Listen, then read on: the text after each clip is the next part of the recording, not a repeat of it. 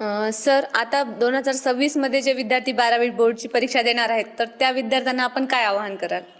आता 2026च्या विद्यार्थ्यांना हेच आवाहन करेल की आता आपण डिसेंबरमध्ये बोलतोय, साधारणतः 40-45 दिवसावरती तुमची परीक्षा आहे.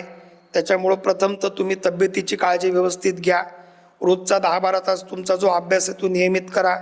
तुम्ही जर नीटची तयारी करत असाल तर 1.5-2 तास 3 तास जे काही तुम्हाला बोर्डाला द्यायचे ते तुम्ही बोर्डाला द्या. JEE असतील तर तुम्ही त्या पद्धतीनं JEE मेन्स तुमची पहिले आहे, पण मेन्स नंतर तुम्हाला फक्त 8-9 दिवसच मिळणार आहेत. त्याच्यामुळे त्या पद्धतीचं प्लॅनिंग करा.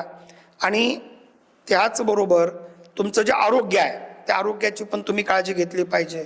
काही प्रश्नपत्रिकांचा सराव करा. मार्क्स थोडे कमी असतील तर शिक्षकांची भेट घेऊन ते कसे आपल्याला इम्प्रूव्ह करता येतील त्या बाबतीमध्ये तुम्ही त्यांच्याशी संवाद साधा आणि ते इम्प्रूव्हमेंटसाठी प्रयत्न करा.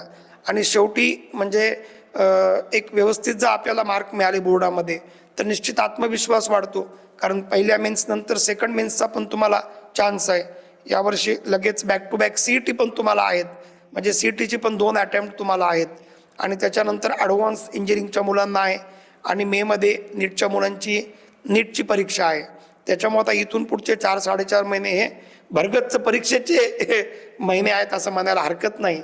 त्याच्यामुळं आरोग्य सांभाळून अभ्यासाचा सगळा ताणाचं व्यवस्थापन करून अभ्यासाचं व्यवस्थापन करून आपण जर सगळे व्यवस्थित प्रयत्न केले तर निश्चित तुमच्या पदरामध्ये यश पडल्याशिवाय राहणार नाही, एवढा मी तुम्हाला विश्वास देऊ शकतो.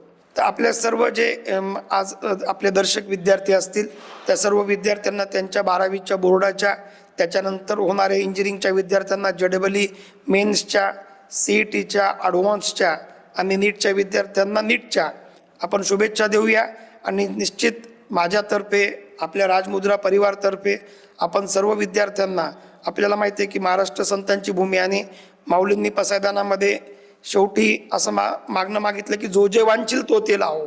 तर सर्व विद्यार्थ्यांचे जे काही स्वप्न आहेत, आशा आकांक्षा आहेत त्या पूर्ण व्हाव्या या आपण शुभेच्छा आणि सदिच्छा त्यांना देऊ. धन्यवाद.